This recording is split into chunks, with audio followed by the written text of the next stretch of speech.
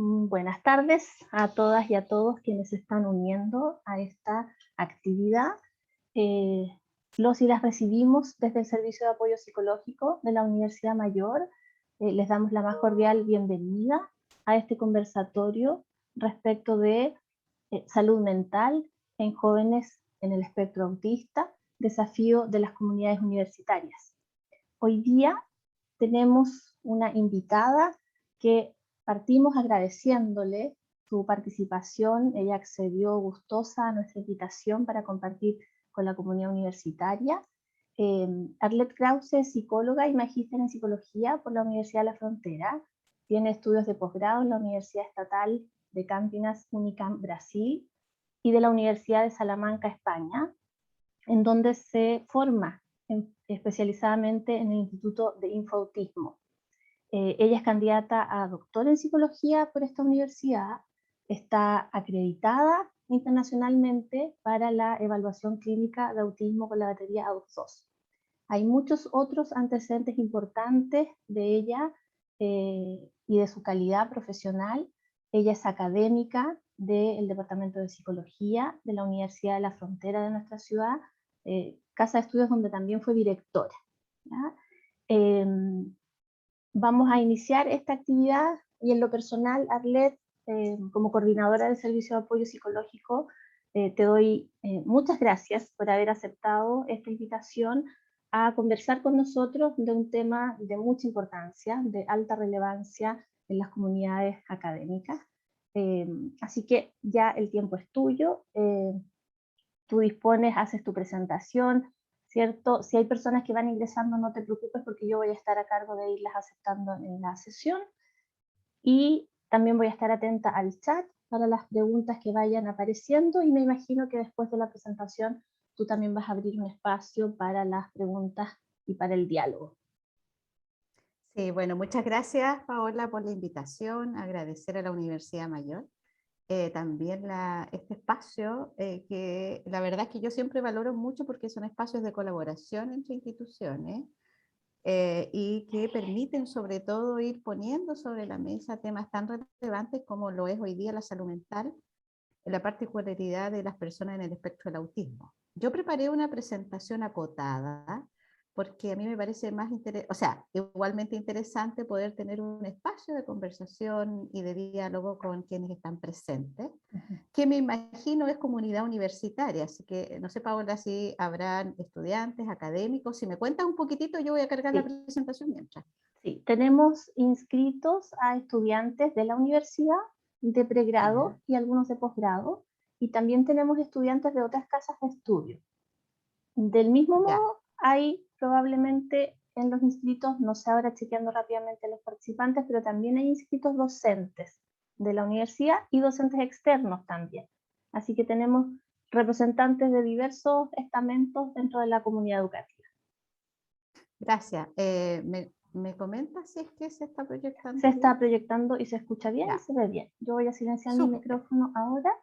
Acá Gracias. voy a ir admitiendo a las otras personas también.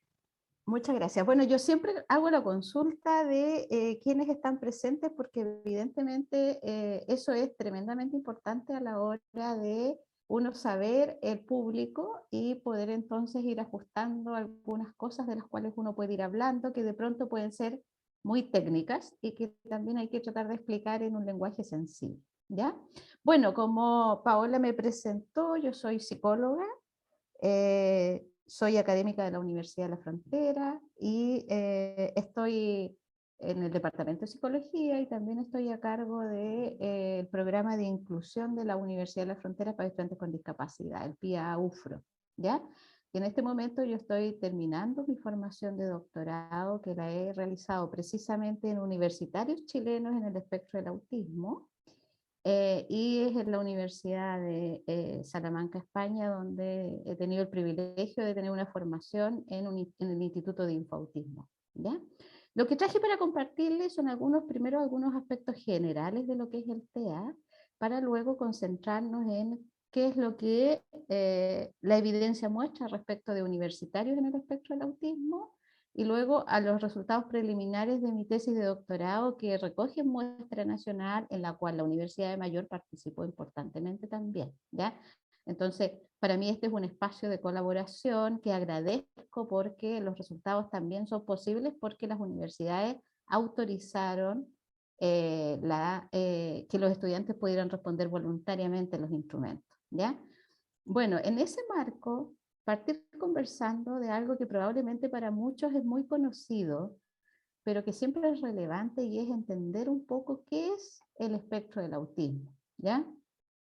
Y como es sabido, el espectro del autismo es una condición del neurodesarrollo, por lo tanto no es una enfermedad que evoluciona en el transcurso del ciclo de la vida. Por lo tanto, una persona que recibe el diagnóstico de espectro del autismo es una persona que durante toda su vida va a estar acompañado entonces de esta condición y es una condición que va a evolucionar, evidentemente, no solo con la edad, sino que importantemente con la qué tan oportuno haya sido la detección, la calidad de los apoyos que hayan habido en todas las dimensiones de apoyo que se requieren en el ciclo de desarrollo y evidentemente la calidad de la inclusión educativa, ¿ya? Y en el fondo de lo que ocurre en los contextos educativos, porque evidentemente lo educativo es parte del ciclo de la vida, ¿ya?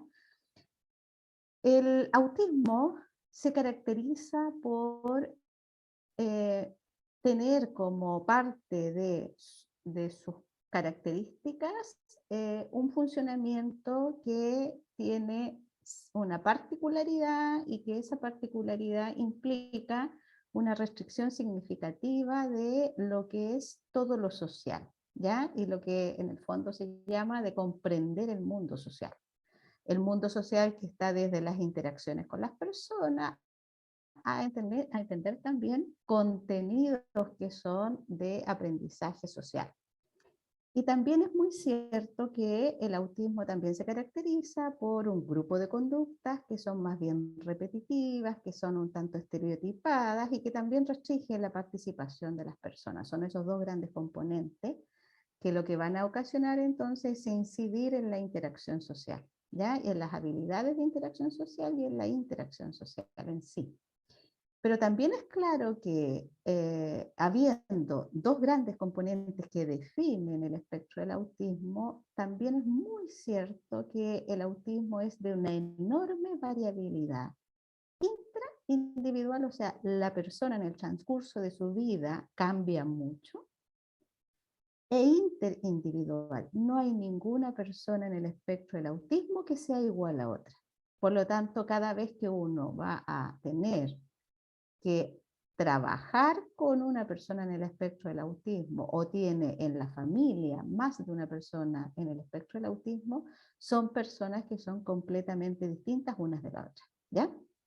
Por eso es que en autismo se dice que si uno dice saber de autismo, la verdad es que uno debe decir rigurosamente que uno conoce, lo que sabe de autismo es que lo que ha logrado conocer a través de las personas con autismo que conoce, ¿ya? Porque evidentemente hay mucha variabilidad, aun cuando hay aspectos que son comunes y que son la condición del diagnóstico, ¿ya? Y luego en esta diapositiva yo tomo tres imágenes, que son tres imágenes relevantes con las cuales nosotros conocemos el autismo en las gráficas, ¿ya? Hay una primera imagen que es una imagen que tiene un borde color damasco y que al centro tiene una cabeza y al centro de la cabeza está representado todo el cerebro con piezas de rompecabezas de distintos colores. Y luego abajo tiene una leyenda que dice autismo en inglés con las piezas de rompecabezas encajadas para formar la palabra, ¿ya? Ahí hay varias metáforas asociadas al autismo y que probablemente todos la conocen y es estas imágenes que usan algunas agrupaciones para representar el autismo con este cerebro y las piezas de rompecabezas de distintos colores. Y que en muchos de los casos es interpretado como la pieza que falta, ¿sí? Y se hace alusión a lo que le falta a la persona. Sin embargo, la metáfora del cerebro con piezas de rompecabezas de distintos colores alude más bien a que un rompecabezas está integrado por distintas partes y que cada parte en su conjunto permiten armar un todo, ¿ya? Entonces es más bien la imagen que representa de cómo una persona en el espectro del autismo es parte de ese todo y en la medida que es parte de ese rompecabezas, entonces logra completar un todo y en ese todo estamos todos nosotros, ¿ya?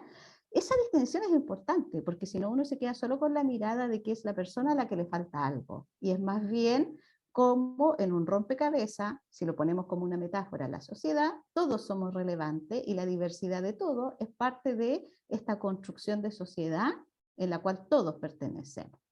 Luego al centro hay una imagen en tonos de azul con degradación de colores y que es la imagen de un océano o de un mar que se ve muy calmo.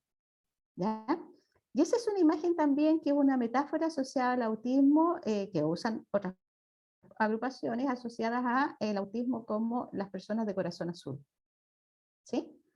O los corazones azules. ¿Ya? Ahí hay una metáfora que invita a comprender entonces que cuando yo estoy con una persona en el espectro del autismo, yo estoy con una persona que puede tener una calma enorme, como esta imagen del mar, y el azul, que es un color que se asocia más a relajación, pero también es entender de que detrás no siempre el mar está calmo, y debajo de esa calma pueden haber oleajes intensos y pueden entonces entenderse las disrupciones que de repente ocurren cuando una persona tiene situaciones de estrés. Y también es entender que el mar calmo significa que detrás, debajo del mar, hay vida y hay vida que es tremendamente diversa. ¿Ya? O sea, yo no me puedo quedar solo con la mirada de la superficialidad del mar, sino que yo tengo que mirar qué hay debajo. Y debajo del mar nosotros sabemos hay mucha vida, ¿sí? Y hay mucha diversidad. Y luego, en el otro extremo, hay una imagen que es como de un caleidoscopio, con colores, distintos colores, asociado un poco a un arco iris. Y en los bordes están puestas en inglés las particularidades en las cuales las personas en el espectro del autismo van teniendo un desarrollo en el ciclo vital que va siendo también muy variable al interior de ella misma. Y está la dimensión del lenguaje, están las habilidades motoras, están los procesos perceptivos, están las funciones ejecutivas y está toda la dimensión sensorial. ¿Por qué esta imagen del caleidoscopio? Porque efectivamente una persona con autismo, si yo la conozco a los 4 o 5 años y recibe un diagnóstico, este caleidoscopio va a tener una determinada posición.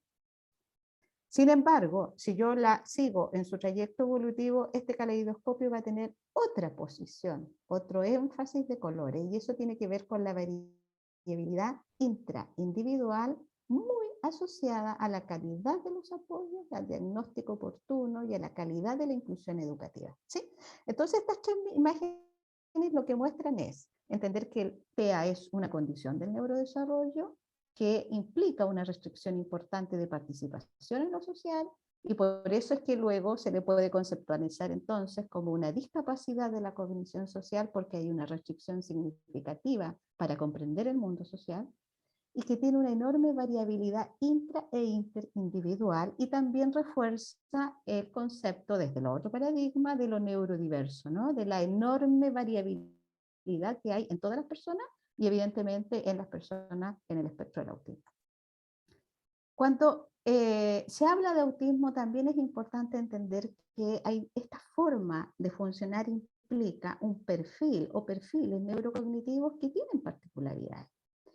Y en el espectro del autismo se describen tres grandes elementos de los perfiles neurocognitivos, que la configuración va a ser muy distinta en uno y otro, pero que está caracterizado por lo que se llama la teoría de la mente y que en el fondo es una dificultad para comprender el funcionamiento de la otra persona.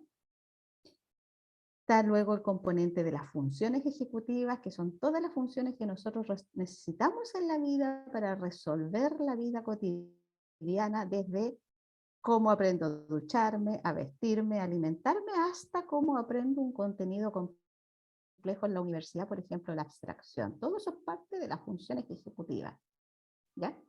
Y luego está el otro componente que es parte del perfil neurocognitivo NEA, que es el componente que se conoce como de la coherencia central y que implica que las personas en el espectro del autismo tienen una forma particular de comprender y procesar la información que van a tenderse a centrar más en los detalles con una dificultad para comprender entonces la suma de los detalles como un todo, ¿ya? Y por eso entonces que podemos ver que les cuesta llegar a conclusiones, les cuesta llegar a aprendizajes más globales, necesitan un poco de apoyo y andamiaje en eso, pero que también eso bien trabajado significa que tienen la capacidad de comprender en detalle y focalizar en detalles que para nosotros pueden pasar desapercibidos y pueden ser bien conducidos, y así lo ha demostrado la evidencia en universitarios internacionales, que pueden ser expertos en áreas muy específicas gracias a esa habilidad que no necesariamente es una deficiencia, ¿sí? Y todos esos tres elementos lo que configuran entonces un déficit en la cognición social, que en el fondo es una dificultad para comprender el mundo social, ¿ya?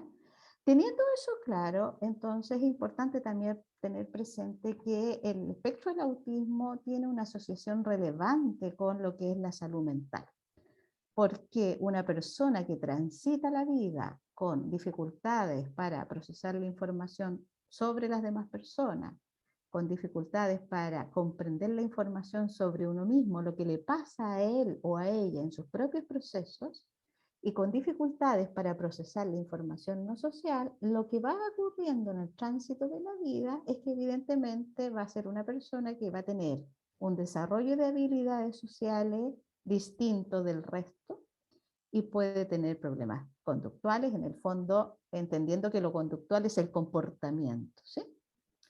Y que también va a tener dificultades en las actividades de la vida diaria y va a tener dificultades en la autorregulación o el autocontrol. Eso trae como consecuencias sociales que es una persona que transita la vida, un niño, niña, adolescente y adulto, que transita la vida con poco apoyo social, más aislados, ¿sí?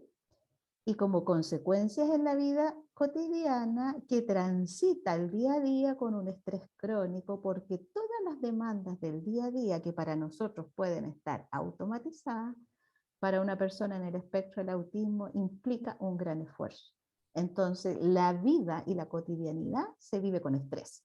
Y esta configuración entonces de estrés crónico y poco apoyo social configura una predisposición a transitar la vida con trastornos ansiosos y depresivos en mayor incidencia que el resto de la población.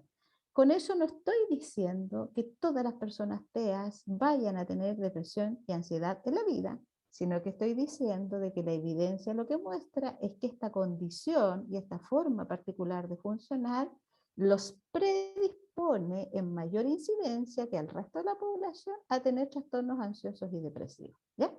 Y ese es el componente que acompaña la vida de las personas TEA y que no es gratuito si uno empieza a revisar las cifras de que la ansiedad, por ejemplo, se empieza a gatillar en la primera infancia y se empieza a gatillar con los cambios del ciclo educativo, porque el ciclo educativo es de una enorme exigencia social, porque implica mucha interacción social, implica además manejarse en un contexto distinto del entorno familiar y luego la universidad sin duda también, ¿ya? En ese marco entonces, ¿qué pasa con los contextos universitarios? Nosotros tenemos que mirar las universidades evidentemente como un sistema universitario que tiene unas características que son puntuales y a diferencia de los otros niveles educativos, me refiero a la enseñanza prebásica, la enseñanza básica y la enseñanza media, que son entornos educativos que en general tienen bastante estructura, lo que nosotros nos vamos a encontrar es que las universidades se caracterizan por ser entornos sumamente desestructurados. Entonces el entorno universitario es un entorno que ya en sí genera ansiedad a cualquiera que llega y a una persona en el espectro del autismo le demanda una exigencia social muy alta, ¿ya? Y hay que entender también que un universitario en el espectro del autismo, como cualquier otro universitario, está enfrentando una etapa evolutiva que desde la psicología hace ya varios años se define como la adultez emergente, ¿ya? Que es una etapa intermedia para llegar a ser adulto. ¿ya? Y que es una etapa de tránsito en donde hay muchas tareas evolutivas que el adolescente tiene que resolver, por lo tanto, un universitario en el espectro del autismo también lo debe resolver. Que tiene que ver con la orientación vocacional, que tiene que ver con la identidad personal, que tiene que ver con la orientación sexual, que tiene que ver con la autonomía afectiva de las familias de origen y en el fondo empezar a transitar hacia la vida adulta. La evidencia lo que muestra es que para las personas en el espectro del autismo, la adultez emergente es vivenciado como un escenario más hostil, porque todas estas tareas evolutivas son más complejas de desarrollar y en el fondo se cruza el proceso normal de desarrollo psicológico más las exigencias propias de la universidad y eso eleva mucho los picos de ansiedad, los picos de estrés y también las respuestas más depresivas, si la miramos en la dimensión de salud mental. Los antecedentes empíricos dan cuenta de que las personas en el espectro del autismo tienen un mayor riesgo de diagnósticos de ansiedad y de estados del ánimo que el resto de la población. Algunos estudios también indican que tienen mayor riesgo de ideación suicida, de intentos suicidas y de muerte por suicidio. Esto en grupos clínicos, son investigaciones en grupos clínicos pequeños, pero son relevantes de tenerla presente, que tienen mayor riesgo de suicidio y que en el caso de las personas en el espectro del autismo que no tienen discapacidad intelectual, evidentemente hay un mayor porcentaje de conductas suicidas que otras personas TEA, ¿ya? Esto es tremendamente relevante, no para pensar que si yo soy TEA me va a pasar necesariamente eso, sino que hay una predisposición mayor, por lo tanto, las comunidades universitarias tenemos que estar pendientes de todos los elementos asociados a salud mental de nuestros estudiantes. También los antecedentes empíricos nos muestran que hay mayor presencia de alteraciones de salud mental, de otras alteraciones de salud mental, que los estudiantes en el espectro del autismo completan estudios universitarios en menor proporción que los otros estudiantes con discapacidad. De hecho, las cifras dicen que son un 25% menos que las otras personas con discapacidad, y eso tiene varias explicaciones, ¿eh? Entre eso, que las personas en el espectro del autismo les es difícil aceptar que las universidades requieren apoyos, no vienen con una experiencia, porque muchos han recibido el diagnóstico tarde y algunos lo reciben recién en la universidad, entonces no vienen la experiencia de haber transitado la educación básica y la enseñanza media con apoyo, a diferencia de los otros estudiantes con discapacidad que sí vienen con esa experiencia. Por lo tanto, los otros estudiantes con discapacidad llegan a la universidad y buscan el programa de apoyo a discapacidad. Sin embargo, un estudiante TEA no lo hace. Y de hecho hay que más bien proponérselo y convencerlo de que es algo necesario, ¿ya? También se ha visto que los estudiantes universitarios cursan los estudios con un deterioro significativo de su calidad de vida. Todo esto son estudios internacionales. Y también positivamente los estudios muestran que con apoyos específicos no solo logran buenos resultados académicos, y se nivelan y pueden ser efectivamente estudiantes exitosos académicamente, sino que también experimentan mayor bienestar. O sea, ¿hay dificultad en salud mental? Claro que la hay, pero también hay resultados que muestran que buenos programas instalados con especificidad en autismo le van a aportar significativamente a la calidad de vida de los estudiantes universitarios y esa debe ser la apuesta de nuestras instituciones, ¿ya? Cómo vamos llegando a responder a las necesidades que tiene un estudiante en el espectro del autismo, que son distintas de las necesidades que tiene otro estudiante con discapacidad en los contextos universitarios, y eso también hay que decirlo claramente. Son necesidades de apoyo distintas, pero sí las hay, ¿sí? Luego, dentro de los desafíos de los universitarios TEA, evidentemente hay desafíos asociados a comprender el mundo, el entorno social y físico, a manejarse con las expectativas, a ser capaz de aceptar el apoyo. Hay necesidades asociadas a ajustes en la evaluación, que los vamos a conversar un poquito después, y hay también necesidad de apoyo en la transición a la vida adulta, desde aprender a vivir lejos de la familia, a gestionar el tiempo, aprender rutina y aprender también a defenderse y a entender de que ellos no tienen por qué ser objeto de malos tratos, de burlas y de agresiones, desde los compañeros porque tienen lamentablemente una trayectoria en donde han sido objeto de bullying y de maltrato en los colegios, ¿ya? Y entender que eso no se lo merecen y que tienen derecho a reclamar eso también es parte de ese tránsito a la vida adulta y de entender de que hay una perspectiva de derechos que hay que garantizar, ¿ya? Dentro de las expectativas, hay un ámbito relevante ahí de tener en cuenta, porque eso influye mucho en los temas de ansiedad asociados al rendimiento académico, y tiene que ver con entender que entonces la vida universitaria y el desempeño académico universitario no va a ser como el que traen de trayectoria del colegio. Los estudiantes en el espectro del autismo son estudiantes que vienen con buenos NEM, que entran a las carreras con buenos puntajes y que evidentemente esperan tener el mismo desempeño en la universidad. Por lo tanto, no esperan menos de un 6 si lo quisiéramos poner en cifra. Por lo tanto, una nota abajo de eso es muy frustrante. Un rojo es reprobé la asignatura. Entonces hay que trabajar mucho el ajuste de expectativas porque eso es un gatillador de ansiedad y de estrés muy alto, por ejemplo. Y también hay que trabajar todo lo que tiene que ver con comprender el funcionamiento de la universidad, con comprender el funcionamiento de las carreras, con entender de que no hay una persona que va a estar a cargo de ellos, pero que sí deben haber personas a las cuales pueden recurrir. Y que desde orientarse a los campus, no perderse los campus, son aspectos claves que hay que reforzar en las personas en el espectro del autismo porque tienen ciertas dificultades en las funciones ejecutivas que les pueden hacer equivocarse de micro para llegar a la universidad, que les pueden hacer dentro de un campus perderse una sala, que si el profesor cambió la clase y no pudo haberlo avisado verbalmente, pero si no lo dio por escrito y yo no me sé orientar en el campus me voy a perder y eso va a generar un pic de ansiedad enorme. Por lo tanto, las señales éticas son relevantes en los campos y si eso lo pensamos es necesario no solo para alguien en el espectro del autismo, sino que para todos. Pero hay hartos aspectos que son específicos que van a incidir finalmente en la salud mental de los universitarios.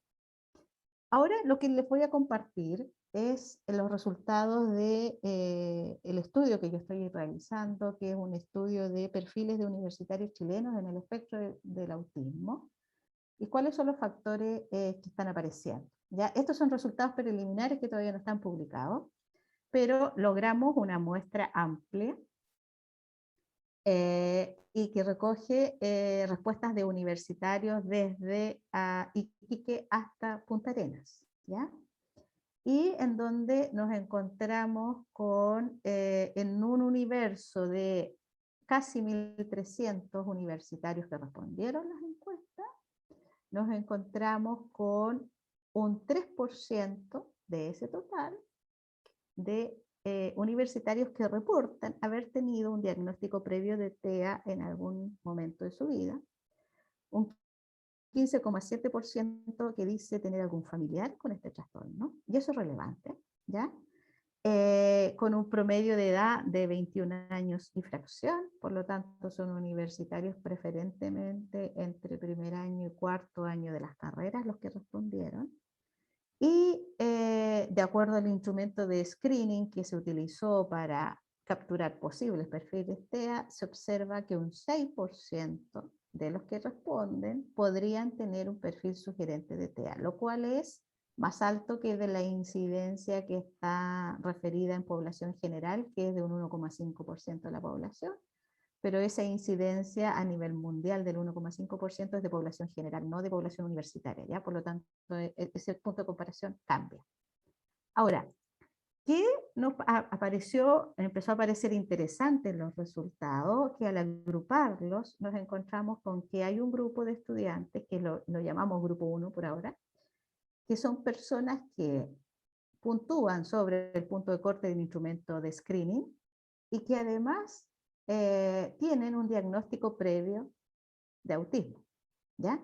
Y ese es el grupo 1 que está integrado por hombres y mujeres y que en total son 20 estudiantes. Hay un segundo grupo que son estudiantes que perfilan en los puntos de corte del instrumento, pero que no tienen, perdón, el segundo grupo son perfiles que reportan haber tenido un diagnóstico previo de TEA, pero el instrumento los deja fuera del punto de corte, ¿ya? Y ese es otro grupo similar en proporción, 19 personas, 20 personas el otro, bien parecido. Entonces, podríamos suponer de que hay un grupo en donde el instrumento que estamos aplicando, que está con normas españolas y que yo espero tener datos para, ojalá, normas chilenas, el instrumento estaría diciendo que la mitad de los estudiantes que refieren haber tenido diagnóstico de previo de TEA, el instrumento los confirmaría y la otra mitad no. Pudiera ser, ¿ya? Pero aparece un grupo 3 que es el que más nos preocupa, y que hemos llamado el grupo hallazgo, que está caracterizado preferentemente por mujeres, y que son mujeres que puntúan sobre el punto de corte en el instrumento y que reportan no haber tenido diagnóstico previo antes. ¿Ya? Esto es muy coincidente con la evidencia internacional que dice que la mujer TEA es diagnosticada más tardíamente y que además, por el diagnóstico tardío, no ha recibido apoyos, por lo tanto transita la vida con sintomatología afectiva negativa en mayor incidencia que los otros universitarios TEA, y lo vamos a ver a continuación. Y luego está el grupo 4, que lo hemos llamado neurotípicos, porque son en el fondo todos los que puntúan bajo el punto de corte del instrumento. Luego, en la escala de depresión y ansiedad de estrés que aplicamos para ver qué pasaba con la sintomatología afectiva negativa, claro, nos encontramos que los tres grupos, el grupo en los cuales se confirma el diagnóstico, el grupo en los cuales no se confirmaría el diagnóstico y el grupo 3 hallazgo, tienen índices muy altos en las tres dimensiones de ansiedad, depresión y estrés, notoriamente más altos que el grupo 4, que son los neurotípicos, ¿sí? Pero además aquí nos encontramos, si ustedes se fijan, con que el grupo 3, que es este grupo hallazgo, tiene los indicadores más altos en las tres dimensiones de salud mental que estamos valorando, ¿ya? Entonces esto nos está diciendo hartas cosas, entre eso de que nos debemos ocupar de todos los universitarios y su salud mental, sin duda que sí, pero que debemos priorizar a quienes están en el espectro del autismo y que dentro del espectro del autismo evidentemente hay que priorizar a mujeres, ¿sí? Porque son las que reciben el diagnóstico más tardío.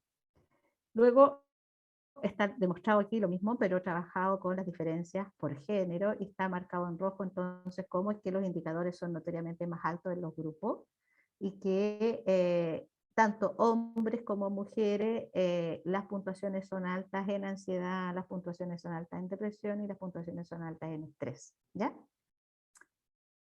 Luego, esto en una dimensión muy preliminar, también en la parte cualitativa de la investigación, lo que yo estoy levantando son algunos factores asociados a lo que los estudiantes y las familias reportan de qué ha pasado en el contexto de pandemia con la docencia virtual, que es la realidad que hoy día tenemos y que estamos tratando de volver a que más lo mix, ¿no? Y en general lo que se ha visto hasta aquí, lo que nosotros hemos visto, esto solo se reduce a una muestra pequeña de la UFRO, ¿ya? Esta no es una muestra nacional. Lo que se ha visto es que la situación de docencia remota ha facilitado a los estudiantes TEA en el sentido de que no están expuestos socialmente y eso lo valoran positivamente en la calidad de vida, ¿ya? Y eso es interesante también. Pero aparecen también las dificultades asociadas a la poca estructura de las clases, el incumplimiento de los docentes, lo inoportuna de las programaciones, la necesidad de una mayor estructura. Y en las familias también aparece que empiezan entonces a ver qué cosa pasa con sus hijos universitarios estando en la casa, y aparece que obviamente observan falta de hábitos de estudio, dificultades con la utilización del tiempo y un consumo excesivo de tiempo en videojuegos, ¿ya? También las familias reportan que las situaciones de estrés que viven los hijos están asociadas a la falta de manejo tecnológico de los docentes, a las dificultades de la plataforma que no logran ser suficientemente fuertes y estables, y la baja estructura y poca claridad en las actividades pedagógicas que les pedimos a los estudiantes. Eso es bien interesante, ¿eh? Luego los equipos profesionales lo que refieren es que evidentemente las necesidades están centradas precisamente en eso, en apoyarlos en funciones ejecutivas, en que las dificultades para los trabajos en grupo se siguen manifestando en lo virtual también, y que evidentemente hay una mayor ansiedad frente a la incertidumbre de la pandemia y de lo académico, ¿ya? Y que hay una necesidad de estructurar más las clases, y que evidentemente hay una enorme disparidad entre una facultad y otra, porque nosotros sabemos que cada área del conocimiento es distinta en las universidades. También perciben baja autonomía familiar y mayor escolarización en los domicilios, y eso lo ven como un desafío de cómo este estudiante en el fondo trabaja la autonomía en su familia, ¿ya? Evidentemente los estudiantes nuevos tienen un desconocimiento completo del funcionamiento de la vida universitaria, y eso es para todo, pero obviamente para los estudiantes TEA también es una fuente de ansiedad. Y bueno, y dentro de las estrategias, todo lo que tiene que ver con tutorías académicas, con activación de redes, con contención emocional, ha funcionado mucho el seguimiento por email, por fono, por plataformas virtuales, los acompañamientos virtuales han funcionado bien, tanto con los estudiantes como también todo lo que tiene que ver con el trabajo con los docentes y los ajustes con los docentes en lo que tiene que ver con la docencia, con la evaluación y con las metodologías, ¿ya? Esto, siendo una muestra pequeña, me parece interesante mostrarlo porque nos muestra un poco la realidad de lo virtual y cómo lo están viviendo los universitarios en el aspecto. Tan relevante como las dificultades que hay, también es importante tener presente que los universitarios en el espectro del autismo se caracterizan por ser francos y veraces. Difícilmente nos vamos a encontrar con un universitario que nos va a mentir o va a falsear información. Son muy estudiosos, son metódicos y son altamente responsables. O sea, es un perfil de universitario que tiene mucho más hábito que el resto de los universitarios, y eso hay que decirlo también. Ya, por lo tanto, hay un componente muy positivo en el perfil de los universitarios en el espectro del autismo, y no hay que mirar solo lo que les cuesta, sino que hay que ver también lo positivo que hay en esta forma de funcionar, ¿ya? Para ir cerrando, tener presente entonces que cuando nosotros abordamos la inclusión de universitarios en el espectro del autismo y en general con discapacidad en nuestras universidades públicas y privadas, tenemos leyes que hoy día las regulan, ¿ya? Y son leyes nuevas del 2018, sobre todo la Ley de Educación Superior y la Ley de Universidades Estatales, que nos mandatan y nos condicionan a que evidentemente la inclusión y todos los apoyos son un derecho de los estudiantes y una obligación de las instituciones disponer de esos apoyos. Eso las universidades han ido transitando en comprender que esto dejó de ser un favor, que yo no puedo decir a alguno que sí, que a alguno que no, y que por una condición del espectro del autismo no hay razón para que un estudiante no esté en la universidad y no se titule, y que si eso llega a ocurrir, claramente es una discriminación, y esa familia y ese estudiante tiene todo el derecho de demandar a las universidades y al Estado si tiene un sistema educativo universitario que lo discrimine y que lo deja fuera. Y eso es relevante decirlo también, porque es importante el empoderamiento de las personas y la comprensión en las comunidades universitarias que esto es un derecho, ¿ya? Y que tenemos que trabajar en función de garantizar entonces apoyos de calidad. También tener presente que los universitarios en el espectro del autismo ingresan a nuestras universidades preferentemente por vía de regular, vía de PSU, que ahora se llama Prueba de Transición Universitaria, y son estudiantes que ingresan con buenos puntajes a las distintas carreras. Pero además ahora, por ley, tienen derecho a pedir ajustes específicos para rendir la prueba con ajustes, ¿ya? Y ahí eso es parte de un programa de inclusión del DEMRA, del que yo soy parte, y yo soy responsable de la mesa de autismo, para que lo sepan. Y también tienen derecho a ingresar vía especial por las vías de ingreso especial para estudiantes con discapacidad, porque el autismo puede ser considerado y puede ser certificado como una discapacidad, y eso les permite entonces acceder por una vía de ingreso especial discapacidad a las universidades. O sea, tienen derecho a acceder igual que otros estudiantes, aun cuando ingresan preferentemente por la vía regular. Para ir cerrando, tener claro entonces que cuando nosotros hablamos de una universidad inclusiva, necesariamente es una universidad en donde no se discrimina, y entender que la no discriminación no solo es estar dentro, sino que es participar plenamente de la vida universitaria, y ese es un riesgo mayor que No, tienen los Charlo. universitarios en el espectro del autismo, sí, porque están dentro, pero no participan de todo lo universitario, por lo tanto tienen un riesgo de estar excluidos dentro del sistema, ¿ya? Y eso es algo de lo cual las universidades y las comunidades tenemos que velar. Finalmente, pensar entonces en la inclusión de estudiantes en el espectro del autismo en las universidades está asociado a 4 conceptos que a mí me parece que son tremendamente necesarios y que de alguna forma los he ido comentando. Primero, hay que trabajar la accesibilidad, de tal forma que yo garantice igualdad de oportunidades a los estudiantes y garantice autonomía. Y eso significa entender que un estudiante en el espectro del autismo es diverso y que tiene una diversidad que es global, pero que también tiene una especificidad, ¿ya? Que no es la excepción. Y que además entender que todas las personas somos diversas, no más que en el autismo hay una diversidad que tiene particularidad, como la hay en discapacidad, como la hay en otros temas, ¿sí? También otro aspecto relevante para entender la inclusión y que todos inciden en la salud mental tiene que ver con la diversificación y entender entonces que yo tengo que enriquecer los contextos de aprendizaje y tengo que, además de diversificar, tengo que flexibilizar. Y esa flexibilidad curricular en el fondo es estar generando espacios educativos que sean oportunidades de aprendizaje. Y significará dar más tiempo para una prueba, significará evaluar de una forma distinta y será entonces entender que eso yo no solo lo tengo que ofrecer a una persona con discapacidad o a una persona en el espectro del autismo, sino que la accesibilidad, la diversificación y la flexibilidad yo debería ofrecerla a todos los estudiantes desde el modelo del diseño universal. Y evidentemente también es necesaria la priorización de los apoyos y ser capaces entonces de ver qué es lo que ese estudiante necesita en conjunto con él e instalar apoyos académicos, apoyos psicosociales y de salud mental con priorización en salud mental de las mujeres en el espectro del autismo porque son las que se detectan más tardíamente y las que transitan la vida con mayor sintomatología afectiva negativa. Comenzar en esto de que cuando una persona recibe el diagnóstico de TEA, a diferencia de otros temas, de otras discapacidades o otras situaciones de salud, normalmente es un diagnóstico que les ayuda mucho a comprender cómo funciona, les baja la ansiedad porque logran explicarse por qué es que ellos funcionan así. Entonces, perderle miedo a recibir el diagnóstico y a dar el diagnóstico en la medida que uno esté capacitado para hacerlo, porque eso es un proceso que le va a ayudar muchísimo a esa persona a entender su funcionamiento y le va a facilitar la vida.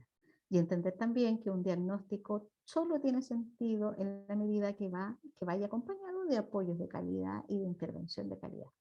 Finalmente cierro diciendo que cuando hablamos de inclusión en el contexto educativo y evidentemente en las universidades, es entender entonces de que lo que es esencial para algunos, porque es esencial, es bueno para todos y todas. O sea, aquí no hay que pensar en la medida diferente, sino que hay que pensar en cómo yo hago accesible la universidad, diversifico, flexibilizo y priorizo. Y si eso yo lo ofrezco para todos, al ofrecerlo para todos, yo estoy abordando lo que es esencial para algunos, por ejemplo, las personas TEA, pero además yo estoy beneficiando a todos de políticas y prácticas que en el fondo están centradas en garantizar calidad educativa y evidentemente bienestar emocional en las universidades. Eso, muchas gracias. Ahora sí podemos pasar a la conversación. Muchas gracias, Arlet. Yo creo que ha sido una robusta presentación, así que demos paso a las preguntas. Yo quiero decir que voy a dejar un link de evaluación, lo voy a ir poniendo en el chat, pero no es porque esté terminando, sino que porque algunas personas a veces se retiran antes. Entonces voy a compartir eso, pero abramos ahora el diálogo. Pueden hacer sus preguntas por el chat o pueden prender su micrófono y hacer consultas, ¿cierto? Ya.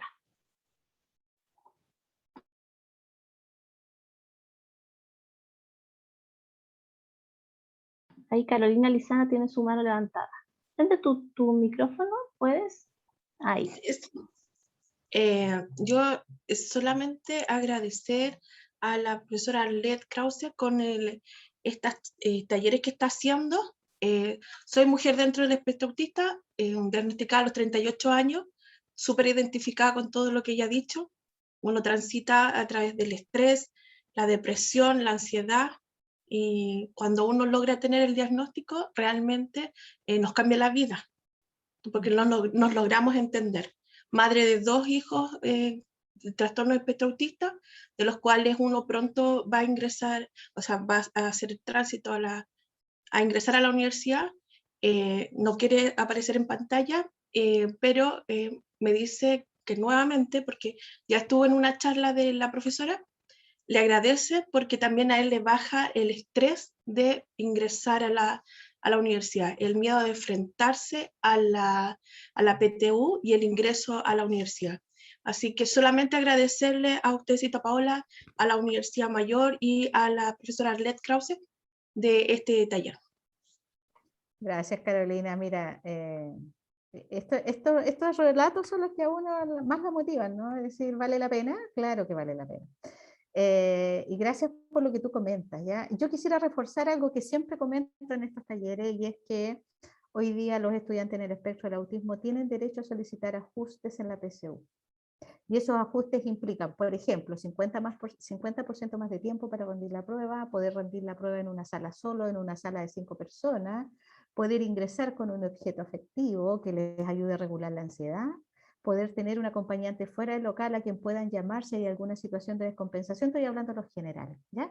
Y eso ha garantizado y ha bajado la ansiedad enormemente porque es instalar apoyos mínimos a los cuales ellos tienen derecho. Y eso se pide en la plataforma del DEMRE cuando se inscriben a la PSU, y lo que hay que certificar es la condición con el registro de discapacidad si es que lo tienen, o con un certificado médico actualizado que dé cuenta del diagnóstico. Y con eso los apoyos se instalan en los locales. Y luego hay personal especializado que apoya y es examinador en estas salas para los estudiantes con discapacidad y con TEA. Eso es un logro que recién lo venimos instalando desde el 2017 en el DEMRE, y ha sido un aumento de participación enorme. Solo les digo, antes de que existiera el programa de inclusión del DEMRE, 92 estudiantes pedían ajustes para la PSU. Empezó a funcionar y ahora ya vamos en 3.000. Para que vean cómo, si uno trabaja la barrera de accesibilidad de una prueba, la participación aumenta enormemente de los estudiantes con discapacidad y espectro del autismo. O sea, eso te refuerza que lo que uno que tiene que trabajar en el sistema son las barreras, porque el sistema está lleno de barreras, desde barreras actitudinales a barreras físicas, ¿no? Pero para nosotros estamos contentos con eso, así que gracias, Karina, por comentar lo de tus hijos también.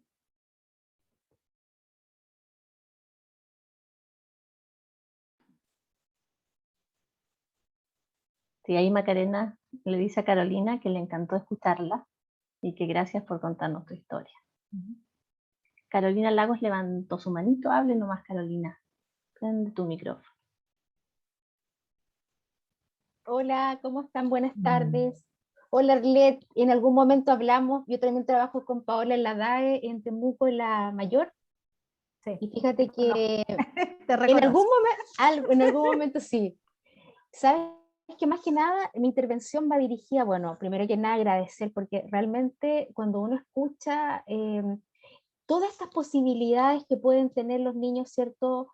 Los adolescentes que tienen esta condición, a uno como mamá le llena el corazón de las ganas de transmitir, ¿cierto? Que existen beneficios, existen posibilidades para nuestros hijos. Yo les comento porque también, como escuché a Carolina, una vivencia, yo tengo hijas pequeñas, pero tengo 2 niñitas con TEA, 2 niñitas pequeñas con TEA.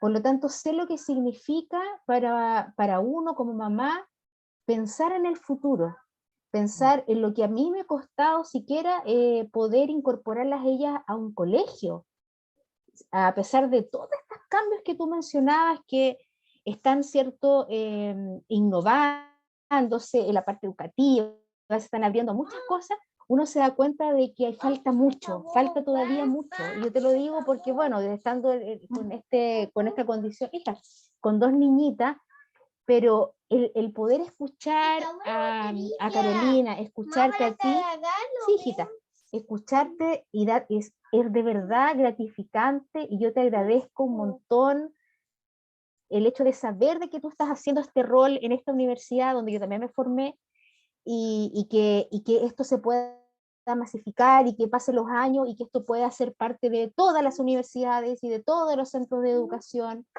donde la gente tenga la posibilidad, ¿cierto? No por tener esta condición de poder acceder a la universidad, a la educación superior, poder, ¿cierto?, educarse mucho más, Entonces, básicamente mi intervención iba por eso. Primero agradecerte, felicitar a la Paola también por la iniciativa de este tema que es tan bonito. Y obviamente uno como mamá de verdad se le llena el corazón así como de ilusiones de que esto sí es posible y que nuestros hijos van a poder tener el derecho que tienen todos los niños también. Así que muchas gracias, yo te mando un beso enorme, te doy muchas gracias por esto. Te vas a reír, pero estoy a 12 actividades al mismo tiempo. Mira, aquí y en otro más. Pero a pesar de eso, lo único que quería era poder conectarme un ratito para escuchar esta actividad. Así que les dejo un grande abrazo a todas y de verdad, ojalá que se den muchas más posibilidades, que nos puedan entregar muchos más testimonios de lo que está pasando, de lo que ustedes están haciendo, porque de verdad te juro que uno como que se pone feliz de escuchar de que eso se está produciendo en otros lados. Así que un besito grande y muchas gracias por esto. Gracias, Carolina. Bueno, yo vuelvo a lo mismo que le decía a la mamá anterior. Creo que estos testimonios son los que uno dice tiene sentido, ¿sí? Y tiene sentido porque en el fondo lo que nosotros tenemos que hacer finalmente es humanizar las universidades. Sí. Eso es. Para todos los estudiantes. ¿Sí? Y para los profesionales que también son TEA y que están trabajando, porque los hay. ¿Sí? También tenemos colegas TEA. Exactamente. ¿Sí? Juan tiene su mano levantada. Catherine te está agradeciendo. Catherine agradece por la instancia de aprendizaje. Cree que es fundamental que se eduque también a las personas que no tenemos TEA y por eso ingresó a esta actividad. A humanizar la diferencia, dice Catherine. Gracias, Catherine, por tu comentario. Súper. Juan. Sí, agradecer por la actividad, súper interesante. Bueno, yo soy psicólogo del Servicio de Apoyo Psicológico, trabajo con Paola y con la Carolina también en la AE. Y claro, como que justamente esto refuerza un poco la lógica de lo que yo he estado como estudiando últimamente, de que estos problemas ya no se ven como problemas individuales, sino que son problemas que tienen que ver con el individuo, la familia, la comunidad, la cultura en la que están insertos, y que el abordaje tiene mucho más sentido desde estos espacios que solamente desde la psicoterapia individual, que realmente es una limitante que nosotros tenemos hoy día en el servicio, que trabajamos principalmente con el estudiante, como en pocas ocasiones tenemos la posibilidad de quizás contactar a la familia, pero no de hacer una terapia quizás más familiar dentro de lo que nos permite hoy día el espacio. Y claro, como que de repente también preguntarte a ti qué cosas crees que podríamos hacer nosotros más dentro de un espacio de psicoterapia individual con pacientes TEA, sin ser yo, por ejemplo, especialista en TEA. Bueno, mira, yo creo que hay un primer gran desafío, que probablemente el desafío que uno siempre tiene como psicólogo, y es cómo uno ajusta la intervención a el usuario, ¿sí? Y cuando yo hablo de ajustar la intervención, es ajustarla desde el lenguaje, y ahí me voy a ir específico a TEA. Un proceso de psicoterapia en TEA es relevante que ajustes mucho el lenguaje, que seas literal cuando hay que hacerlo, y que se pueda determinar en conjunto con la persona, en la medida que tú conoces sus características, cuáles son los focos principales de intervención, ¿ya? En general lo que se orienta es cómo tú abordas todo lo que tiene que ver con las funciones ejecutivas, por un lado, si es que esa es la principal razón por la cual consultas, de cómo tú abordas también la dimensión más de salud mental y de autocuidado, ¿ya? Porque hay que entender de que finalmente esta mayor predisposición a ansiedad, depresión y estrés tiene que ver por esta forma de funcionar. Entonces, implica entonces cómo tú empiezas a activar mayor desarrollo de habilidades sociales, pero que las habilidades sociales no se pueden trabajar desde fuera, sino que lo que tú tienes que trabajar es la capacidad de comprensión de lo social, en el fondo lo mentalista. ¿Sí? Estoy siendo súper técnica, pero porque la pregunta es de un colega, ¿ya? Pero un poco es, si lo pensamos en el resto del público que hay, lo que uno tiene que abordar como profesional no es la conducta, porque eso es erróneo que yo vaya desde la conducta, sino que es que yo tengo que abordar lo que origina ese comportamiento de tal forma que sea en la conducta que se exprese el cambio. ¿Ya? Entonces, es erróneo trabajar habilidades sociales por sí solo como habilidad social, porque tú puedes aprender ciertas cosas, tampoco es malo, pero lo que tú tienes que trabajar de base es la cognición de lo social, es la comprensión de lo social. Es, por ejemplo, aprender a leer el rostro de las personas, aprender a identificar la emoción del otro, aprender a identificar la intencionalidad del otro, que eso es lo que se llaman las competencias mentalistas. ¿Por qué es que, por ejemplo, las personas en el espectro del autismo se les caracteriza como personas ingenuas y más proclives a vivir vulneración de todo tipo, entre esos de tipo sexual, es porque está esa dificultad para entender la mente del otro y entender la intencionalidad del actuar de un otro? Eso es tremendamente relevante a la hora de abordarlo en psicoterapia. Es como tú desarrollas mayores habilidades de comprensión del funcionamiento del otro, que son lo que se llama las competencias mentalistas. Y eso se puede hacer importantemente, exactamente lo que le llaman la teoría de la mente, ¿sí? O competencias mentalistas. Y eso hay que acompañarlo de actividades prácticas y concretas. Se ha visto que todo lo que es trabajo con pictogramas te facilita mucho la comprensión. O sea, como tú acompañas una sesión y deja de ser tan conceptual como es toda la intervención psicológica y la acompañas de un material que te permita poner en papel, en diseño y en imagen lo que estás trabajando y luego monitorear y establecer rutinas en donde estos aspectos empiecen a ser parte de la cotidianidad. ¿Ya? ¿Por qué esto es tan relevante? Porque a mí me tocó ver en España una persona que se le hizo el diagnóstico de TEA a los 50 años, un poco como comentaba la mamá que se le hizo a los 30 y tantos. Y en un taller que estábamos haciendo de sexualidad y de autocuidado y de relaciones de cercanía, esa persona fue capaz de comentar de que él había vivido una situación de violencia sexual en la infancia y que él recién de adulto, ya casado con hijos, logró entender que eso había sido una situación de vulneración sexual.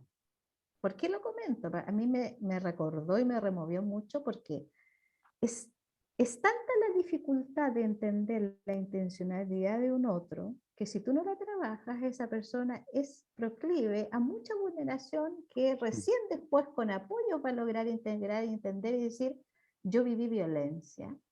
Yo fui violentada en el colegio, yo sufrí bullying y no lo entendí como bullying, lo entendí como un juego, por ejemplo, y eso los chicos lo dicen. O yo pude incluso tener una situación de violencia sexual que recién después de adulto vengo a entender de que eso fue una situación de vulneración de derechos. ¿Y eso por qué? Porque en fondo lo que hay es esa dificultad para entender esa intención del otro. En el fondo una persona atea lo que ve en el otro es como él mismo piensa. Entonces, si yo pienso, por decirlo de alguna forma, si yo pienso bien, si yo actúo correctamente, porque las personas actúan correctamente y aprenden a actuar correctamente, no encaja entonces que otra persona vaya a ser incorrecta. ¿Sí? Un poco lo pongo en ese ejemplo. Entonces, uno de los ejes que hay que trabajar fuerte es el tema de autocuidado. ¿Ya?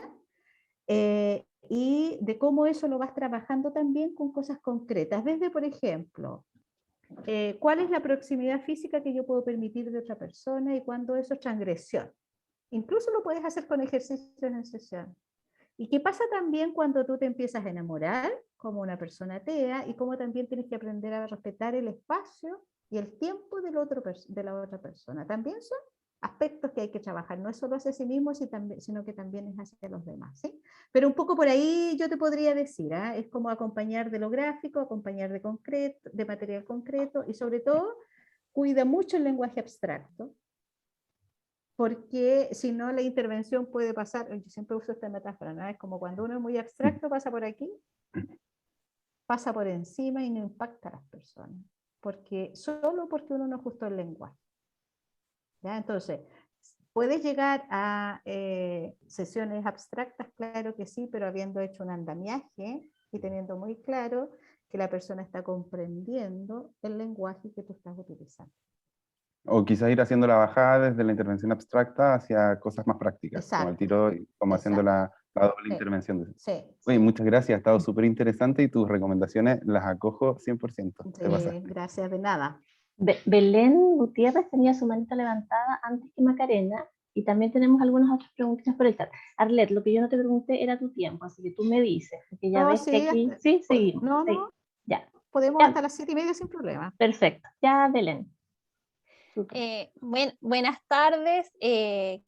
Quisiera en primer lugar agradecer mucho la instancia. Es una charla muy interesante, es un aspecto muy distinto. Yo soy psicóloga, trabajo en un programa de integración escolar y trabajamos con niños y jóvenes con distintas condiciones, y en especial yo trabajo con niños en el espectro autista. Me parece bastante interesante porque tenemos jóvenes de tercero medio, entonces cómo prepararlos para la vida universitaria. Entonces, me llamó mucho la atención la charla y por eso me inscribí, porque aún trabajando en un programa de integración, desconocíamos el tema del DEMRE, que se pueden solicitar ciertas adecuaciones para estos jóvenes. Entonces me parece muy interesante, lo voy a comentar en mi programa de integración porque nos preocupa. Yo creo que como equipo y personas que trabajamos con jóvenes en el espectro autista que están a puertas de esta etapa tan importante y que ellos tienen derecho a estudiar, son sujetos de derecho a estudiar, de formarse como ciudadanos, ¿cierto? Es importante saber, conocer y orientar también a las familias, que es súper importante también en este tema. Las familias presentan también ansiedad ante estas situaciones nuevas. ¿Qué van a hacer? El desconocimiento. Y es importante también como profesionales, como estudiantes también, a puerta de ser profesionales también, considerarlo. El tema de la inclusión acá en Chile es súper difícil también. Nosotras lo vemos día a día. Personas con discapacidad no son sujetos de derechos para la sociedad y no es así. Por ejemplo, yo trabajaba con un joven hace unos días, TEA también, y me decía, voy a cumplir 18 años. Y yo le dije, qué bueno, vas a poder votar, vas a alcanzar a votar para final de año con las presidenciales. Y no tenía idea cómo se votaba, no tenía idea quién eran, o sea, de qué se trataba la votación, por ejemplo, no tenía idea. Entonces yo lo fui orientando y en eso nosotros vamos trabajando, en todas que son habilidades para la vida. Entonces me parece súper interesante también el tema de la PSU, de la universidad también. Así que estoy muy agradecida, siempre se van aprendiendo cosas, yo llevo años trabajando, tengo una especialización, pero siempre se agradece cada nuevo aprendizaje. Así que estoy muy, muy agradecida de la charla, me sirvió bastante y sin duda la voy a aplicar. Ahí voy a investigar un poquito más para aplicarla con nuestros jóvenes que tenemos. Así que eso, Gracias, muchas gracias. Belén. Mira, a propósito de lo que tú dices, es tremendamente relevante que los colegios aborden el tránsito a la universidad, ¿ya? Sí. Y ahí yo les diría que una de las cosas que más ayuda, evidentemente, es trabajar las expectativas y un poco el proyecto de vida. Eso con cualquier estudiante, ¿eh? Pero obviamente con TEA hay que considerarlo. Y ahí las visitas a la universidad son siempre bienvenidas, que los estudiantes puedan participar de las escuelas de invierno, escuelas de verano que se hacían antes en virtual, en presencial, son tremendamente importantes porque en el fondo es dejar de pensar la universidad en abstracto y conocerla en concreto, ¿ya? Y les va a facilitar mucho la vida a todos los estudiantes, claro que sí. Ahora a los estudiantes queda mucho más conocer las universidades antes, conocer las carreras por dentro, conocer los campus, es todo parte de lo que se puede trabajar en una relación armónica entre los colegios y las universidades, ¿ya?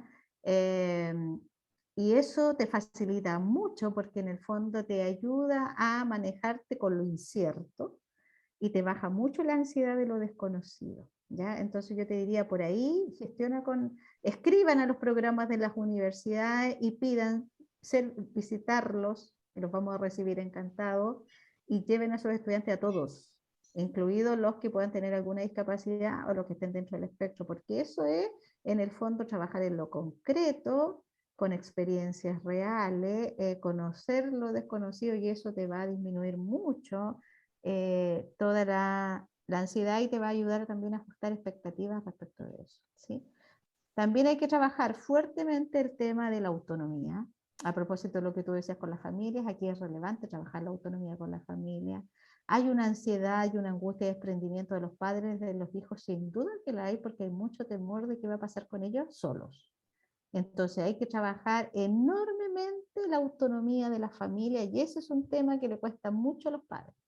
Y que yo lo entiendo que sea así, pero es necesario trabajarlo desde pequeños, desde que aprendan a desplazarse en un transporte público hasta que sean capaces de organizarse en general con la vida. ¿ya? Y eso es lo que nosotros en general hemos visto más débiles en los estudiantes con discapacidad, con todas las discapacidades, y con los estudiantes en el espectro del autismo, también es cómo abordas el tema de la autonomía familiar, porque no es fácil, y uno se pone la dimensión de padre y se pone la dimensión de madre y uno lo entiende, pero es un proceso que hay que acompañar. Ahora,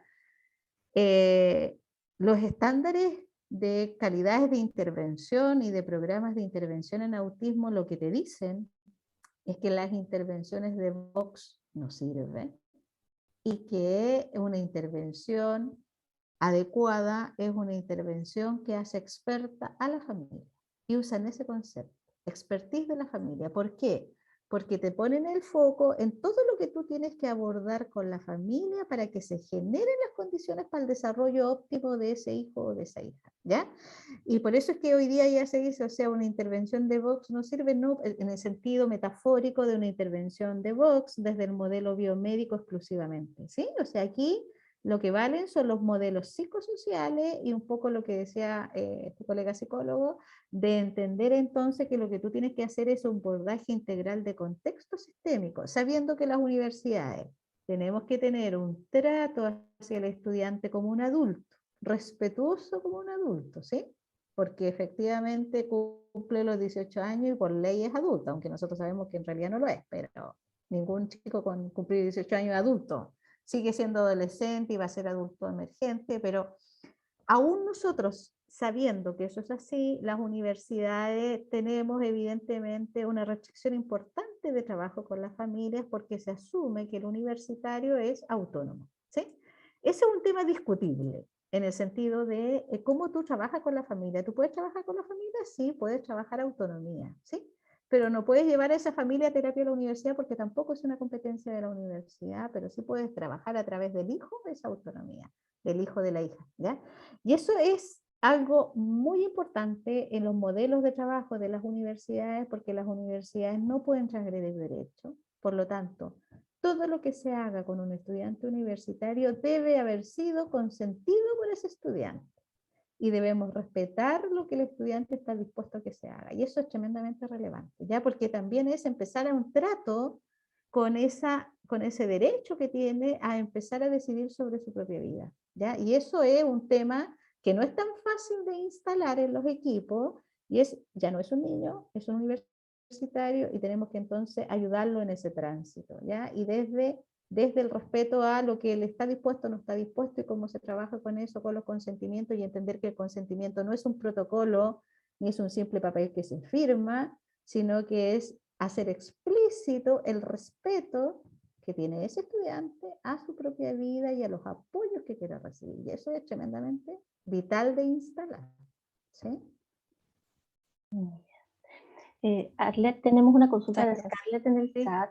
Ay, disculpa, Bel. Tenemos una consulta de Scarlett que dice, que me parece súper interesante que lo alcancemos a tocar. Ella dice que ha escuchado que se dice que las personas con TEA no tienen empatía. ¿Cuál es tu opinión al respecto? Yo primero diría que hay mucha gente que no tiene TEA y que no es empática. Estaba pensando lo mismo. Y que lamentablemente yo creo que eso es parte de una de las dificultades que tenemos como sociedad. No, no es así. Lo que hay en TEA es que hay una mayor dificultad para lograr la empatía, sí, pero no es que no sean empáticos, ¿ya? Es algo que hay que trabajar, y que en la medida que tú lo trabajas, eso se va logrando progresivamente, sí. Es uno de los focos de intervención, ¿ya? Y eso se logra a través de lograr entender el funcionamiento de la mente de un otro, ¿ya? Y esa capacidad de ponerse en el lugar del otro tiene que ver con trabajar estas competencias mentalistas y de entender que el otro es una persona que piensa y actúa distinto de mí, ¿sí? y eso se trabaja, es parte de los núcleos de intervención, ¿ya? Pero efectivamente se escucha mucho eso, y se escucha también decir que una persona TEA nunca va a ser empático, y eso no es así. Lo que pasa es que la forma que tiene de contactarse con ese otro es distinta, ¿ya? Ahí yo siempre me acuerdo de uno de mis profes de tesis, Ricardo Canal, que es experto en TEA, y dice, uno debería preguntarse siempre en esto, y él dice, ¿quién es el que tiene el problema para entender la mente del otro? ¿Será que es solo la persona TEA que tiene la dificultad mentalista? ¿No será que nosotros también la tenemos? Y él es súper categórico y dice, el día que nosotros, los no TEA o los neurotípicos, sepamos entender el funcionamiento de un otro, a propósito de varios comentarios que han habido que es necesario formar a todos, el día que nosotros como sociedad entendamos el funcionamiento de una persona TEA, la discapacidad desaparece. Entonces la capacidad de comprender la mente de ese otro también es nuestra responsabilidad. No es solo que la persona TEA tiene la dificultad, nosotros tenemos una enorme dificultad para entender a las personas TEA. Desde que los empezamos a catalogar de raro, es lo más suave que decimos. Sí. Decimos, esta persona es rara. Y yo me pregunto y digo, ¿y de mí dirán que soy rara? ¿Y cómo me sentiría yo si hablaran de mí y dijeran, esta mujer es rara? Por ejemplo, y usamos términos mucho más despectivos. Y cuando nosotros usamos ese concepto, ¿por qué tomo el raro? Porque es la palabra más usada para hablar de las personas TEA. Significa que yo no me estoy poniendo en el lugar del otro a propósito de la empatía, sino que yo estoy evaluando al otro solo desde mi perspectiva. ¿Sí? Eso mismo es lo que le pasa a la persona TEA, con la diferencia que nosotros sí tenemos las capacidades, o deberíamos tener las capacidades para hacer eso más fácil. Sin embargo, una persona TEA evalúa al otro solo desde su perspectiva, y trabajar la reciprocidad y trabajar la empatía es un proceso. Pero nos vamos a encontrar, curiosamente, con que las personas TEA están mucho más dispuestos a aprender eso, a aprender del otro, que nosotros poco dispuestos estamos para entender el funcionamiento de la persona. ¿Sí? Entonces, aquí hay una invitación a generar conciencia, que no es generar lástima, es generar conciencia de que hay una neurodiversidad, que hay una forma particular de funcionar que no es voluntaria, que no es que les guste llamar la atención, que no es que quieran ser obstinados porque les gusta ser obstinados, que no es que les cueste ser flexibles, no es que no quieran flexibilizar, es que les cuesta la flexibilidad. Y ahí es donde uno se tiene que preguntar, ¿es que yo soy tan distinto como persona no típica, no neurotípica? Claro, podemos parecernos en muchas cosas, pero aquí hay una interferencia que es más de desarrollo neurológico, que entonces hace que ahí haya más bien dificultades específicas que hay que intervenir. Entonces, por eso la invitación es decir, desarrollemos nosotros competencias mentalistas y no solo pensemos que solo las necesita quien es parte del espectro. Sí, creo que con estas reflexiones también diste respuesta a otra pregunta que había en el chat y que es mucho más amplia, pero que creo que con lo último que dijiste se responde, porque además de agradecerte, alguien comenta en el chat que lastimosamente se maneja el término de escuela inclusiva, universidad inclusiva, pero que la práctica no llega al aula. Entonces la pregunta era cómo cambiar esa barrera actitudinal en los docentes. Y yo creo que con lo que estás reflexionando en términos de esto de, me parece súper interesante esto de no es una mirada lastimosa, es todo lo contrario, es reconocer los derechos de las personas en su diversidad.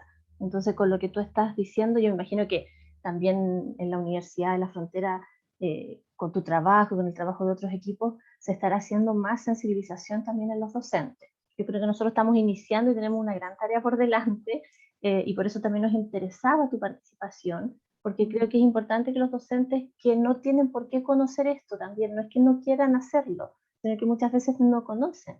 No sé cómo lo han ido haciendo ustedes, y luego le voy a dar paso a Macarena, que hace un rato estaba con la mano levantada igual. Ya. Sí, mira, bueno, en esto de ir abordando todo lo que implica trabajar en inclusión y discapacidad en la UFRO, ha sido un aprendizaje como para todas las universidades, ¿ya? O sea, en esto nadie partió un programa sabiendo todo lo que había que hacer. Es más bien, partimos un programa diseñando los mínimos que debíamos tener, y desde esos mínimos ir avanzando. Ahora, Lo que nosotros tenemos es, evidentemente, trabajamos con el modelo social de la discapacidad, por lo tanto es entender de que tú tienes que trabajar la comunidad completa y las barreras del contexto, desde las arquitectónicas a las actitudinales. Entonces hay un foco de trabajo específico con los estudiantes que tiene que ver con transformación de material, de acuerdo a las sensorialidades, eh, con un aula de tecnologías y con tecnologías que te permiten esa transformación de material, con apoyo académico y psicosocial, porque tenemos un equipo psicosocial que se ha ido ampliando de acuerdo a las necesidades, ya estamos con casi 90 estudiantes trabajando. Se trabaja también muy articulado con la Dirección de Salud Estudiantil, ahí hay una articulación directa, porque evidentemente un programa de acompañamiento académico y psicosocial no puede asumir psicoterapia, ni le compete asumir psicoterapia, y eso también tiene que ver con los modelos de trabajo, que el modelo nuestro es un trabajo psicosocioeducativo, y que se articula mucho con la Dirección de Salud Estudiantil, y ahí se trabaja tanto respecto de atenciones individuales cuando lo requieren, derivaciones cuando se requieren, pero también mucho en transversalización de estrategias que tiene esa unidad de promoción y prevención de salud mental. Ya entonces se trabaja mucho transversalmente y los equipos trabajan mucho. Y luego se trabaja en paralelo con las unidades de admisión, las unidades de infraestructura para ir generando todos los cambios con las facultades y con las direcciones de carrera y con los compañeros de curso cuando lo amerita. Entonces se trabaja con las direcciones, con los docentes de asignatura, se generan los ajustes, se consensúan los ajustes, los profesores se vinculan directamente con las educadoras del programa y desde que envían anticipado el material para que el material sea transformado, de tal forma que el estudiante reciba el material transformado en el mismo tiempo que lo recibe un estudiante que no requiere una transformación del material. Ha sido todo un proceso. Y también trabajamos con la coordinación de desarrollo académico, y ahí hay, dentro de las capacitaciones que son para todos los docentes, hay capacitaciones y unidades específicas de inclusión y discapacidad instalados ahí. O sea, estamos tratando de trabajar en todos los niveles. Ha sido un proceso de aprender, ¿ya? Y en general el aprendizaje siempre te va poniendo nuevos desafíos, ¿ya? En este marco, evidentemente, lo que nosotros hemos logrado es ir avanzando en ese proceso, ir instalando los apoyos que se requieren, y evidentemente uno en el camino de lo que se va dando cuenta es que hay aspectos que uno puede resolver de barrera, que son mucho más fáciles de resolver, aunque implican más recursos, que son las de infraestructura. Porque eso finalmente es tener los recursos en algún momento y poder implementar la rampa, poder implementar el ascensor, etcétera, poder hacer accesible un auditorio, etcétera. Sin embargo, las barreras más complejas son las actitudinales, y ahí se trabaja mucho en temas de sensibilización, de concienciación. Nosotros trabajamos con manuales que vamos actualizando año a año, y que son manuales que tienen orientaciones generales y específicas para abordar a los estudiantes con discapacidad, que los compartimos a toda la comunidad universitaria desde que el estudiante ingresa. Cuando el estudiante ingresa, informamos a la carrera que viene llegando un estudiante que declara tener una situación de discapacidad, y ofrecemos el apoyo y la asesoría a la carrera y a los docentes. Entonces ahí hemos ido aprendiendo, y los manuales los socializamos y los vamos compartiendo virtualmente, físicamente, por discapacidad, para que sea más fácil la comprensión, y luego ofrecemos la capacitación a las carreras de acuerdo a las características de los estudiantes que tienen. O sea, ustedes entenderán que en una universidad grande como la UFRO, evidentemente cada vez el equipo se va haciendo insuficiente y hemos tenido que ir ampliando. Pero ha sido súper interesante porque se ha ido trabajando progresivamente, sabiendo que hay mucho que hacer, que hay resistencia, la siguen habiendo, como en todos lados, y ha sido muy importante en la UFRO el trabajo que se ha hecho en conjunto con la agrupación de estudiantes con discapacidad, porque hay una agrupación que existe hace años, que es la EDIS, y que la dirigen estudiantes con discapacidad, y que trabajamos en conjunto, y de hecho tenemos un comité que asesora el programa, en donde un estudiante de esa agrupación participa de ese comité. Por lo tanto los estudiantes participan también en la toma de decisiones del programa y cómo se van implementando, y eso ha sido súper interesante porque es un trabajo articulado con los propios estudiantes, porque una de las cosas que uno tiene que aprender en discapacidad es que uno no puede trabajar con discapacidad desde la vereda del frente. Tú tienes que trabajar con las personas, porque las personas son los actores principales. O sea, esto de trabajemos para, ya no, es trabajemos con. Y el trabajar con significa aprenderse a disponerse, a aprender de la experiencia de vida de las personas con discapacidad, porque son los que en carne propia nos van a decir lo que necesitan, lo que les sirve, lo que no les sirve.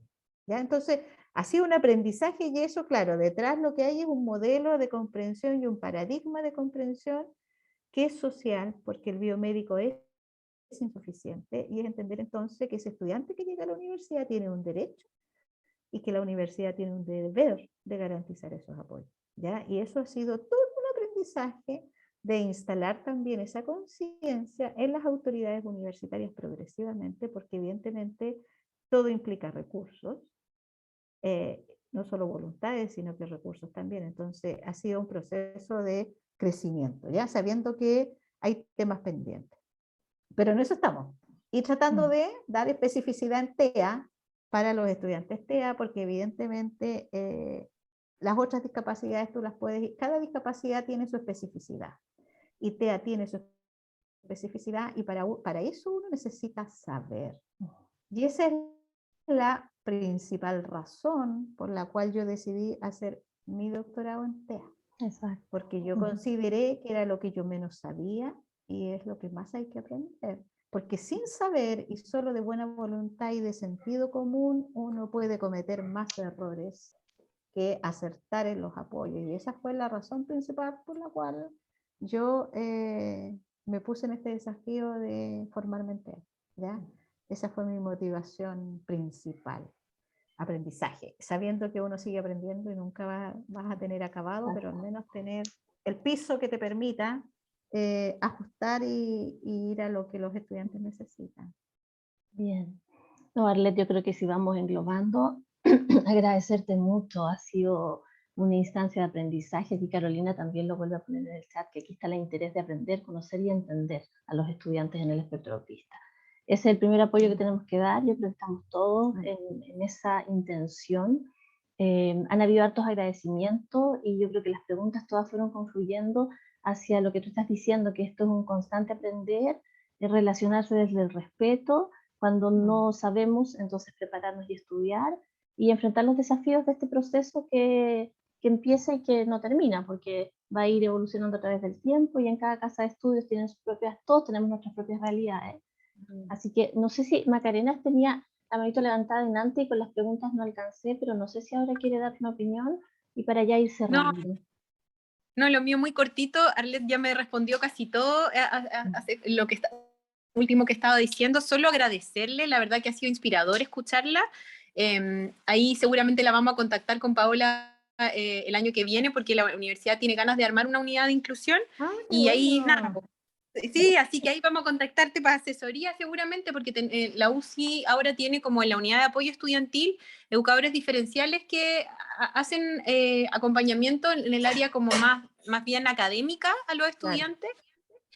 Pero sí queremos como tener una unidad de inclusión en diversidad, en todo tipo, y ahí seguramente esto es un tema y hemos tenido muchas veces algunas como, yo creo que las escuelas han tenido algunas veces dificultades como por el desconocimiento, básicamente lo que tú dices, como que es algo que mucha gente desconoce, entonces como la gente desconoce se asusta mucho y piensa que es como más difícil de lo que realmente quizás es, solo porque no lo conocen, y como eso hace que haya más prejuicio y que de repente a las personas de la escuela, a los docentes les cueste trabajar con los chiquillos que tienen TEA, y quizás si pudiéramos todos saber más y armar una buena unidad, pucha, sería todo mucho más fácil en su tránsito en la universidad. Que hasta ahora no lo es en nuestra realidad. Hay que ser súper honestos y decirlo que por ahora no es muy fácil. Eso, Arlet. Muchísimas gracias y nada, pues ahí estaremos conversando.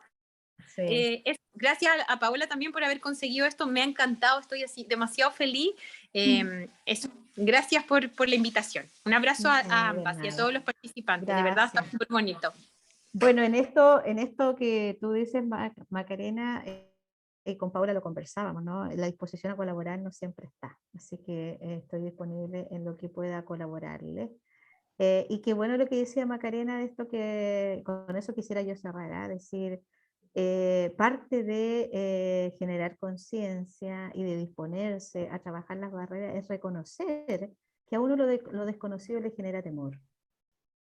¿Ya? Sí. Y que a uno lo desconocido le genera un miedo y eso es genuino. Uno no tiene que negar eso. Reconocer eso es partir y disponerse, quiero aprender. Porque la única forma de que uno pierda el miedo, en el fondo, es sintiendo que uno se maneja en un espacio más seguro de conocimiento. ¿Sí? Entonces, a todos nos pasa que lo desconocido nos genera incertidumbre y nos genera temor. Así que la invitación es decir, reconozcamos que nos pasa, porque en ese reconocer de qué me pasa a mí frente a distintos requerimientos que yo puedo tener en lo personal, en lo familiar o en lo laboral, es el punto de partida para decir, si yo reconozco qué emoción me está gatillando una situación, yo tengo toda la posibilidad de trabajar eso y avanzar. ¿Sí? O sea, esto de decir, estamos todos disponibles, no, eso no es así. ¿Ya? Y reconocer eso es humano, y reconocer que eso es parte de la dimensión humana que nos moviliza a todo y que es lo que tendremos que empezar a abordar. ¿Sí? Así que yo les agradezco el espacio, Paola, creo que fue un espacio súper rico.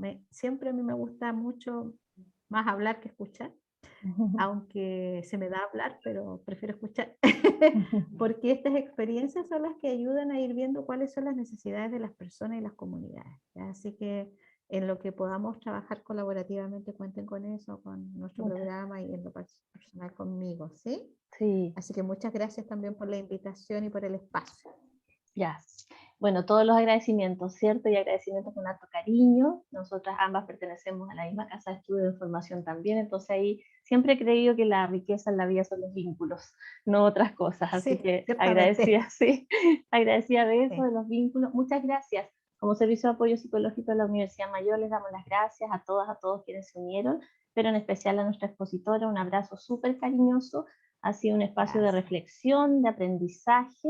Y yo creo que además yo te presenté con todos tus galardones profesionales, yo creo que quedó en evidencia también tu calidad humana maravillosa, así que con mucho cariño nos despedimos de ti, Arlet. Muchas gracias. Gracias. Igual un abrazo. Que Chao. tengan buena tarde. Que estén todos Chao. bien. Chao, chao. Todos bien. Adiós. Chao. Adiós.